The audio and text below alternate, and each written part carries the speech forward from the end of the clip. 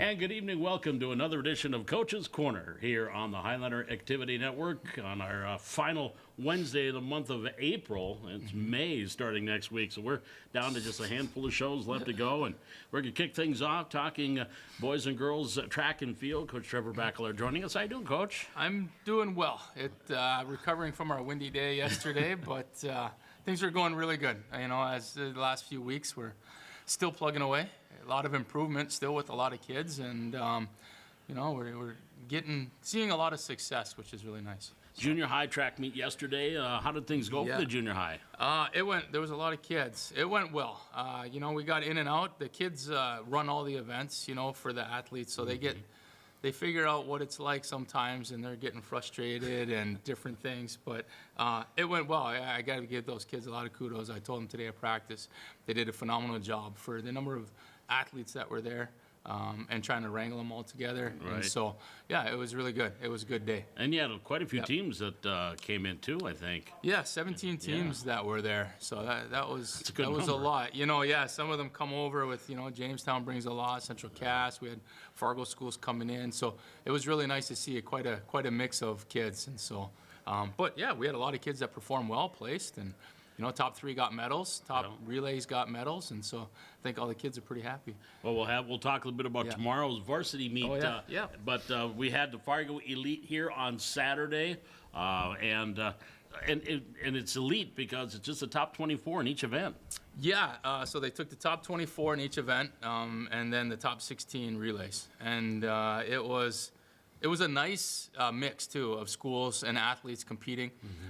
Very nice to go out and meet, and everything's timed. It's a nice pace. The kids get, you know, plenty of recovery, and a little bit of a windy day down there, but it was nice. The kids said it was cold. I didn't think it was too bad. But again, we had a lot of personal records again, you know, for the kids that went there. And to make that list is pretty good because we entered a lot of kids, and so you see them start dropping on that list, but that process, I think it was good. It was nice. It was different, good for the high school, I think, and to promote NDSU's facility. So first meet that was run there on that new track that they have. Okay. Yeah. And I think that's back behind Newman Outdoor is where it's located in Fargo. Yeah. Right on the NDSU campus there. Nice facility. Very nice facility. Very nice. Yeah. They did it right when they got that thing put together. Absolutely. And we got another state qualifier. Zach Sikora in the javelin goes, I think, a 169. Yeah, he was out there, and he was throwing. He was doing well, getting ready to go into finals. He was near the bottom, and then we're like, well, you know, this is your last. Let's see what you can do. And he just launched one.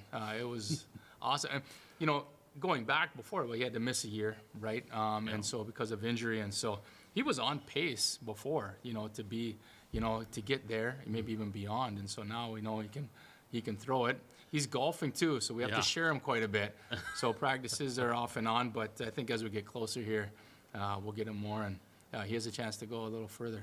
And that adding him to the list now, I figured it's 8 individual. And I think a couple of relays that we've got going to state as of now. As of now, yeah. Tomorrow, we're going to get a few more. That's the goal. So, as we say, we're loading it up, right? Or we're trying to go for some of these relays and get those qualified.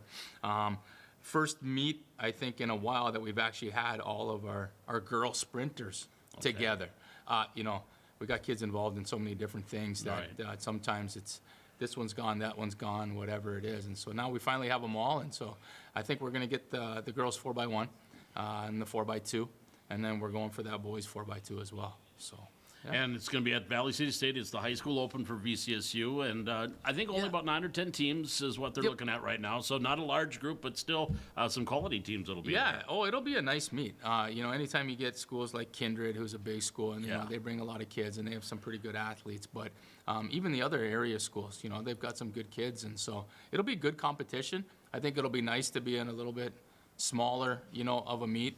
And then for some of our kids that aren't necessarily always, you know, the top scorers and things like that, it makes it a little bit more competitive for them. So they'll get in there, and with the unlimited entries, now I can put in 3 relays, you know, 4 relays. And so even tonight we were, hey, let's do this, and then the kids are eager to do it. You know, this is their chance to go compete in some different events. Well, I noticed I was at a college meet yesterday that VCSU hosted, and I watched, and Jasmine Barnes, who's one of their good distance runner, she was the only one in the 1500 that competed.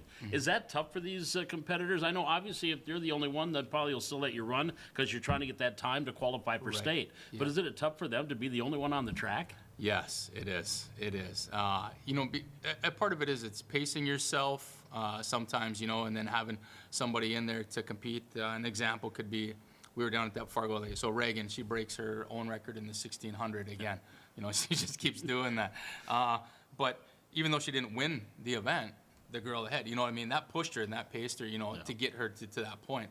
When you're by yourself, it's a little tough to stay on pace and to do those things. So and mentally too, because that's what you're trying to. Well, there's nobody around me, so I'll just take her easy. I'm not trying to beat anybody. Yeah, and coaches, they have strategies of running, and you got split times. You're trying to hit different things. So I'm sure coaches are trying to be like, hey, pick it up, right? Things like that, and stay on pace. But anytime you have somebody in the race that's pushing you, or you're gunning for them, that really helps to motivate them and get to those, qualifying standards that they want to reach. So when you talked about the wind yesterday, is there you don't have to get into it because it's probably really mathematic, a formula like if it's wind aided, if a throw is wind aided or running, do they take something off? I know they do it at the college level, but do they do it at the high school level? No, fortunately not. Good. So, oftentimes at high school meets, they may say, hey, let's flip the 100 around, right? So they'll use the wind if they have that ability. Some of the things that have changed with the automatic timing, FAT timing for qualifications now, no more of the hand, because sometimes that thumb can be a little fast when that kid's coming across they finished. But and so with that FAT timing, that's changed some things.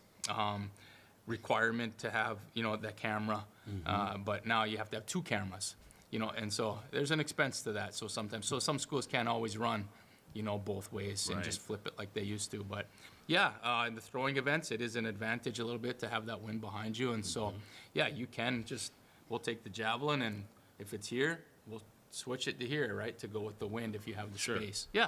Yep, absolutely. I would have loved to have run with the wind at my back. I probably would have broke a few times. Right? The 400, everybody that goes around says it's not fair. And I'm like, well, you get it for half the time, so right. It's okay, right? Yeah, you get and you're not the only one. Everybody else is running it like that, too. Everybody is, too, You're not the only one doing that.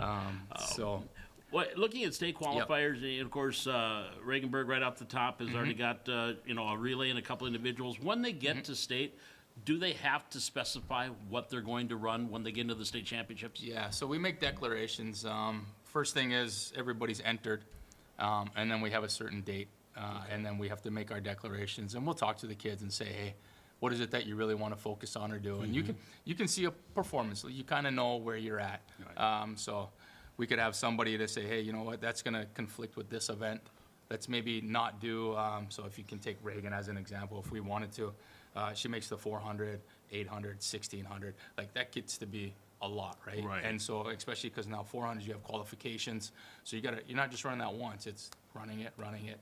And then if you have finals, right, different things. And so, we do. We take that all into consideration. And especially with our senior athletes, it's like, this is your last big goal. Like, what is it that you really want to do? Right. But try to give that kid the most successful, or give them the chance at being most successful they can at the meet.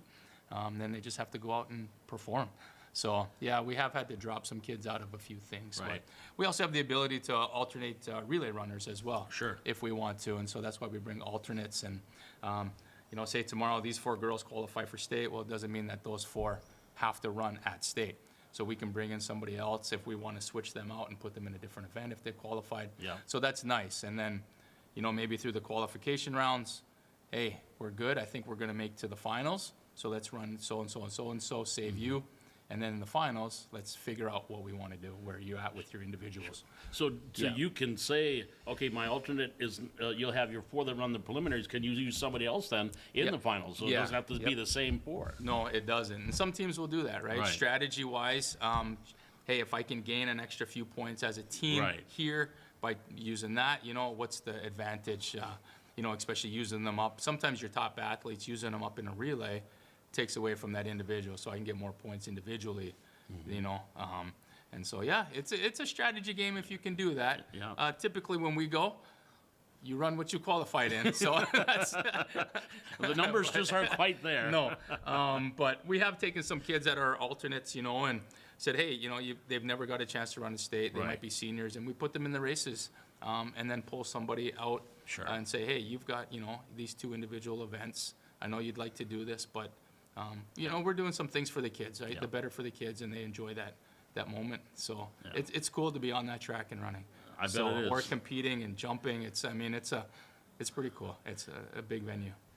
Who do you think has still got that shot? You talked about the 4x1s that might have a shot to find themselves getting to that state meet. I look at a few kids that are close. I think if she jumps well, Madison Wendell in the pole vault, she's got to hit those marks right away, and so. Being able to do that, I think, in the high jump too, we've got some kids. Dakota Potratz jumped well last year. The big thing with those jumps, it comes down to your misses, right? It's clearing those heights first and not missing. Right. Sometimes that can make the difference of you making it or not. In the sprints, like I said, we're going to try to get those girls relays, short sprints, and then we'll be looking at the 4x4 potentially here a little bit later on and see where girls fit. The guys side, I think Derek Shape in that 200, he's another one that is going to be on that edge. And then we're also getting some kids into these 400, 300 hurdles that are going to just be running them here coming up for the first time. So who knows? Wild card, right? Maybe somebody might surprise you, but just off the top of my head, those are some of the kids. And even my own daughter, I guess, she jumped well. She's been improving a little bit. Hitting the 15, some is low, but just to see that, and she's liking it. So, hey, maybe we can get a 16, here and there, and Katie Koka, who's already up. So, but yeah, I think we're gonna do okay here soon. Final question for you. When sorry. you talk about jumps, so I don't know if this is more of a Jaden Ratcliffe question. Yeah. He's your jumping coach or helps out with that. But you see kids that pass at certain heights. Yeah. Would you Yeah. say, hey, maybe you should, at least try to clear it because just as a warm up, or is it better just say, no, I know I can clear that height. Let's just wait. Yeah, it kind of depends on the individual, really, and that's a conversation that, typically you have with the coach. Where should we come in? Right. Where should we be at?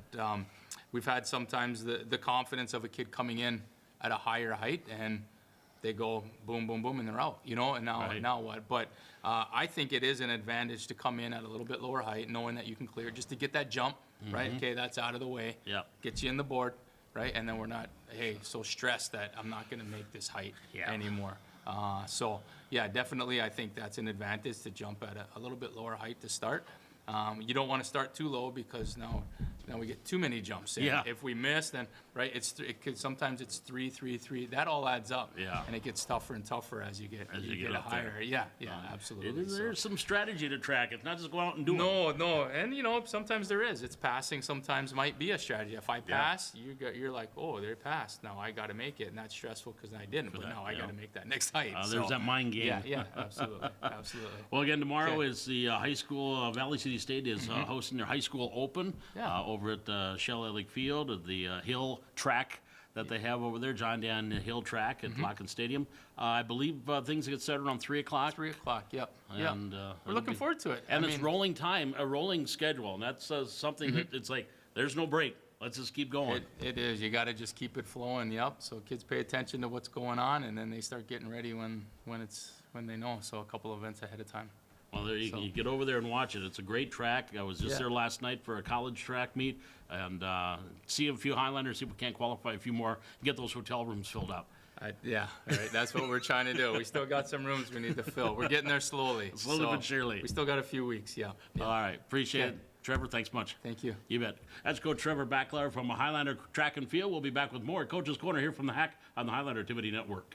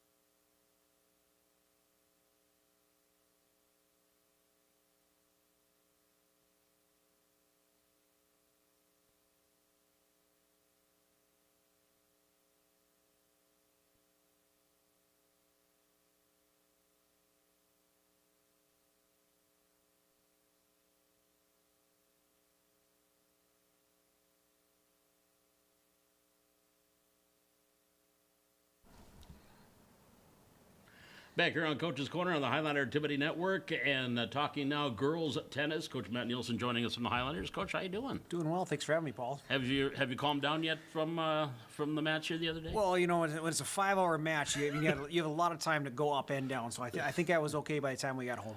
Well, we'll talk a little bit about last night. It was a 5-4, or on last night 5-4 victory against Fargo Davies. And I guess the first question I have is in the Georgia's on match, which was the match. Starting outdoors and having to go inside, is that tough for a player? It can be tough or it could be good. So Georgia started that set off. She got up 3-0. And their coaching staff did a great job and actually flipped how she was playing. So Wanzik was a little more aggressive, and Georgia was letting Wanzik make the errors. But so when Georgia got up 3-0, their coaches said, hey, just whatever you do, hit the ball in. So Wanzik started hitting the ball in, and then Georgia started making the errors, and then it went from 3-0 to 3-3, and at 3-3, that's when we said, nope, it's at 3-3. There's no way we can finish this in the light. So we stopped it at that point. So on the way to Courts Plus, because we were at Fargo Davies, so it's 10-minute drive or so. Mm-hmm. But with that drive, we were talking about strategy, what to do, because Wanzik switched to just playing patty cake, basically, being a backboard. So we talked with Georgia, and Georgia, we said, okay, she's doing this now. So when you get a deep ball, you keep playing consistent. But now when you get the shallow ball, you need to step up and be a little more aggressive. Or like say, we're not saying hit it hard. We're not saying try to hit a winner. We're saying, but you need to be a little more aggressive, hit your spot a little bit more. And if it's short enough, come to the net, put the volley away. And then she executed that perfectly. So Wanzik's game plan was just to get it back into play like she was doing. And Georgia came up, started running her. Wanzik started hitting it out, and Georgia started putting away volleys. And it was probably the best 4 games I've ever seen Georgia play. It was amazing. 6-4, I think, was the final. 6-4 was that final. So, yep, it was 3-3. And I think Georgia got up 5-3, then 5-4, and then finished it off 6-4. And I suppose, because you get a chance between sets to maybe talk a little bit when you're on the court with your player, but having a chance to have a little 10-minute conversation, 10 minutes, huge. Yep. Well, and it prepped Georgia, too, because we had all of our JV players, too. Mm-hmm. So on the bus, I actually talked to the whole team about, this is where we are in the match right now. This is what it means. This is why we're moving inside. Here's how you cheer appropriately when you're – because, like, it's a big match, so we don't want to – I mean, when someone just hits the ball out, you just don't cheer. So I made sure that they fully understood when to cheer, when not to cheer, and what it meant. And then Georgia looked at me and said, thanks a lot. I go, hey, it's just another tennis match. Like, you just got to go play. And she did. And she, it was nerves of steel, and just, it was amazing. Sophomore? Sophomore, yep. That's some pretty good maturity for a sophomore. Well, very much. And she, her and Kaylee played a 3-set doubles match first. So Georgia was on the court literally at 4 o'clock she got on. 6:45, she came off with a win with Kaylee after they dropped the first set. They came back and won the next 2. And then we waited we looked like Breck's match was about to get ready to done. Mm-hmm. So instead of like putting them on completely opposite sides for singles, we said, let's just wait for Breck's to get done. So we waited an extra 5 minutes or so to get Georgia on. So she's back on there at 7. And then by the time she's off at Courts Plus, it's 9:05. So, I mean, she really didn't have much of a great break from 4 to 9:05. But a win, a big 5-4 match win against Fargo Davies, and this is a big week. You got Davies, and you got Shanley coming up here on Thursday. Well, and Shanley, I mean, they were decent last year, but I mean, they beat Red River pretty good, and Red River was supposed to be one of the, like, hey, is Red River going to stay qualified this year or not? And Shanley beat them 7-2, so I mean, they've already beat them, and so tomorrow's going to be a big matchup. I figure if we can snake by them, we probably be one of the top 2 teams. But you can't look past them. Like, Shanley's going to be a very tough match tomorrow. Now, of course, we haven't had a chance to talk since the first match, opening the season with a 9-0 win over Fargo North. And I think you mentioned that a couple of your players a little slow to start off with, but then finally kind of picked up their game. Yep, and it's the first match jitters. It's we're going to be inside because it's cold, and then Fargo North, they graduated several of the players, and they only had 1 varsity returner. And the balls are coming back slowly. And in tennis, the more you let your mind think, the more that your body's going to chunk it. So, like, we had this struggle of balls coming slow to us, and then you just kind of get over-aggressive and you start hitting too hard or too fast or going for too much, and then not getting your feet set. So it's a little bit of, all right, how do we take it in rhythm, just emphasizing what we've been doing in practice, like, hey, when you get that ball, be a step back, relax, and then I call it a step, hop, hip, is what I call it. So that way you're here, you go step, hop, and then you really step into the ball. Step in. But it takes it in rhythm, and a lot of shooters would tell you that too. Like some shooters can't Yep. shoot when they're completely wide open because they take too much time and they overthink it and they miss it. Well, same thing can happen in tennis. So it's better if you can take that ball in rhythm. And they started doing that a lot better. Most of them by the end of the first set was able to settle down and hit their shots. And then I think most matches we pretty much cruised in the second set.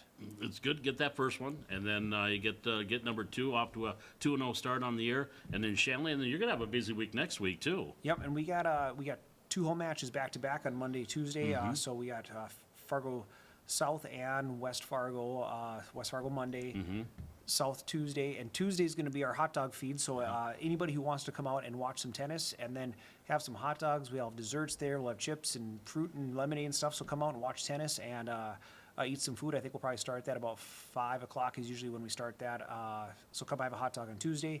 Monday we have West Fargo, but we have so many kids involved in so many things. And Abby Martinick does a lot of things, and I forget if it's National DECA that she's going to be at, or I forget, but it's something Right. something great that she's involved It in. is She at does- National and DECA, it yep. is- okay, so that's where she's going to be, but so she'll miss Monday, Tuesday. So we're going to have a couple of kids that haven't got any varsity matches. We'll get their first opportunities on Monday, Tuesday, so I'm excited to see those. We'll probably get Sarah Byerly, a 8th grader, into the mix, and looks like we might get Lexi Sweddingson, a 7th grader, into the mix just to get them a match, get them feeling it, because we're going to graduate 4. Right. So you want these kids to feel like, okay, I've been there, I've done that, it's okay. So next year they're excited to play, and they're ready to go play varsity next year. And talk about the junior high, junior varsity. They had a match too. They won, I think, 8 matches. Yep. Against Davies. And that 8 matches was pretty big because Davies is so huge that they have 2 sets of JV, and we played their upper JV. So for Okay. our kids, most of them are 7th graders. We have a bunch of 9th graders too, but so we have 9th, 8th, and 7th against their 12th, 11th, 10th graders and 9th graders. They have 9th graders too because it's their 9 through 12, and we had 8 wins out of that crew, and a lot of them, we have a ton of 7th graders and great 7th graders, and I mean their attitudes are fantastic. They're so fun to work with, and just really good people. Last night at McDonald's, like, this is the things that you want to hear, is that we're there, and when we're getting ready to go, I had an employee actually came up to me last night and said, "Hey, your team is so well behaved, and they're such a good crew, and I just want to let you know, because not all crews are like that, so we just appreciate when teams like that come through and are fun, not Yep. loud, not disrespectful, and, Yep. but said your crew is fantastic." So I mean, it was awesome that he did that, and it just showed that our kids are buying into the Highliner way. And speaking of tennis, also Wednesday, because May is National Tennis Month, and so the block party's coming up on Wednesday at the Rec Center. Yep. So everybody's invited. If you've never played tennis before, if you're 85 or 2, whatever, if you want to come and play some tennis, please come and try it at the Rec Center at 6:30 to 8 on next Wednesday, May 1st. Right, May 1st. Yeah, 'Kay. May 1st.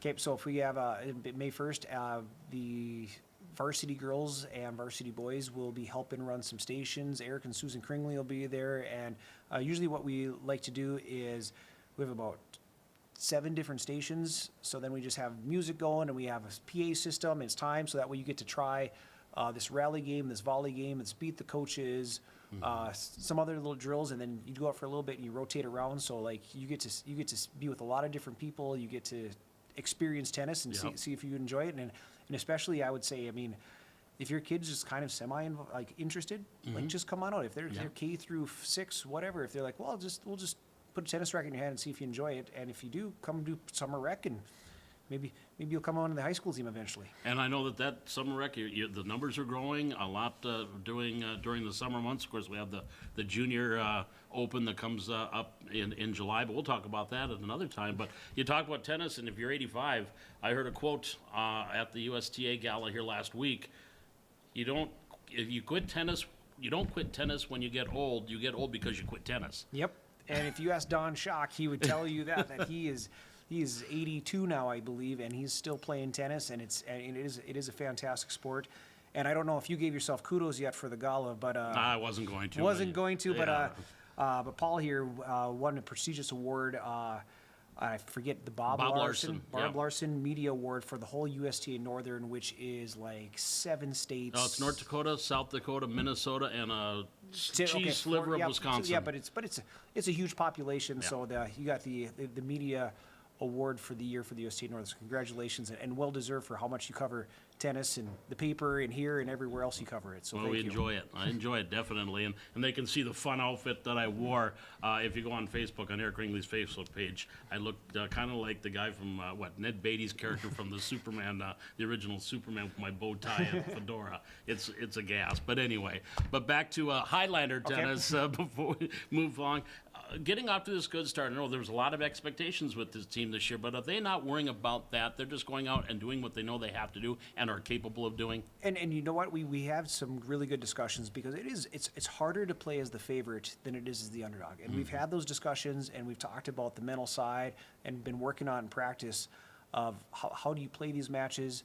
And because I remember there was one year where we were favored a lot, and the players and me as a coach really didn't have that much fun that season because when we won, it was just a relief that we won, not excitement like, hey, great job, team. We were like, it was just, oh my gosh, it's a good thing we got by that one.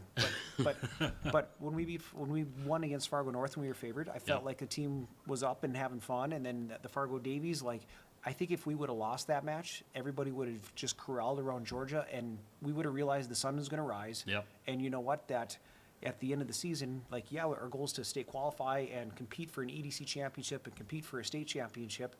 But you know what? We did everything we could yesterday against Davies, and we came out on the right side of the stick, but we were 3 games away from coming on the wrong side of the stick. Right. And if it would have happened, I believe our team's mentality, we would have rallied around Georgia. We would have, like, yes, it would have been sad, but they would have been having fun as a team again, and we would have been ready to work hard and go, you know what? We can get them next time. So I'm not worried. Like, we have 4 senior leaders that are great, and you got to think Kaylee and Georgia, like, yeah, they're sophomores. No, they're 4th-year varsity players. Yeah. Like, you view them that way, and these kids have been there, done that. So I'm not worried about that side. They're gonna gel, and we're gonna perform. West Fargo on Monday, Fargo South on Tuesday at the North Courts. I think 4 o'clock start time. 4 o'clock start times on both of those, and like we said, Wednesday is the tennis night, but then Thursday we go to Grand Forks Central too. So it's just it is a busy tennis week. Let's just go 4 days of tennis straight. Let's just keep going. All right, keep that train rolling. Cool, Matt. I appreciate you joining us, and we look forward to talking as the season progresses, and hopefully we've got lots of good things to talk about Highlander tennis down the line. Awesome, thank you. You bet. That is head coach Matt Nielsen from the Highlander Tennis. Back with more Coach's Corner here from the Hack on the Highlander Activity Network.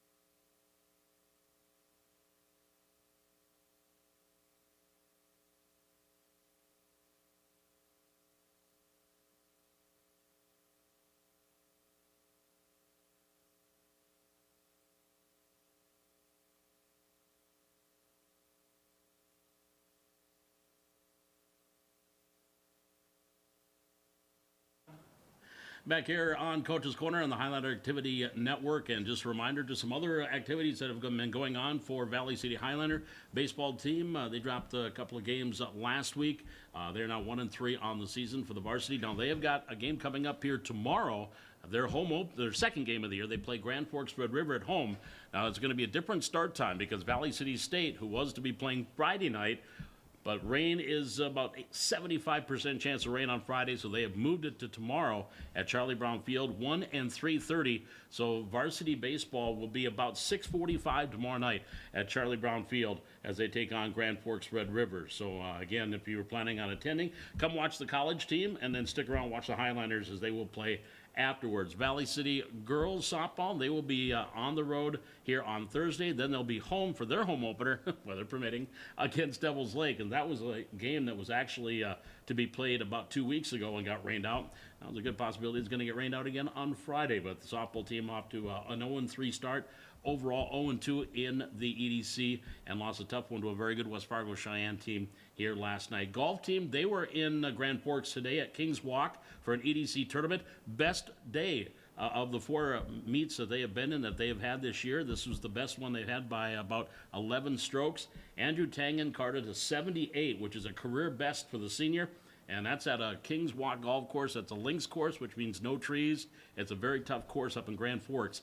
And Andrew Tangen, 6 over par with his 78, and he was in the top 15 individually with that. As a matter of fact, other than golfers that golfed, 5 out of the 6 had career or season bests for the Highlander golf team. And now they will be hosting next Tuesday at the Detroit Lakes Country Club. That'll be a Valley City hosted EDC meet, and it'll be in Detroit Lakes at the Detroit Lakes Country Club coming up next Tuesday. And again, they usually start about 9 o'clock in the morning is when they tee off. So head down to DL. You can watch Highlander golf, and that group that is all seniors. They got a couple of sophomores that play as well, but they are pretty much a senior-dominated golf team. Track and field, again, we talked about it. They'll be at VCSU tomorrow. Our next broadcast for here on the Highlander Activity Network on Monday, we've got the concert. That'll be a music band and I think jazz band and choir concert, music concert coming up junior high, 7 o'clock here at the Hack. And speaking of here at the Hack, you want to see some art? The art show is going on tomorrow. So you want to stop by here at the Hack. It's already set up. I had a chance to walk through and see some of the pieces, and that'll be here tomorrow, and see some of the talented artists that we have here in Valley City with that art show from 5 to 7 p.m. tomorrow here at the Hack. Well, that's going to wrap things up for this edition of Coach's Corner. We just have 5 more shows left to go in this school year. Hard to believe as the school year has flown by, and we're already going to be into the month of May starting next week. And my thanks to Jaden Johnson and Brian Krewald working on our camera and doing our technical director stuff here tonight. And, of course, our coaches, Trevor Bacalar and Matt Nielsen, joining us on the show. Check us out on YouTube. Just search Highlander Activities on YouTube, and you can watch past performances, past games, and, of course, everything that we have live. We have a list of activities coming up here. And, again, music on Monday night, 7 o'clock here at the Hack. That's going to do it. We'll be back again next week, 6 o'clock here at the Hack. It's the Coach's Corner on the Highlander Activity Network.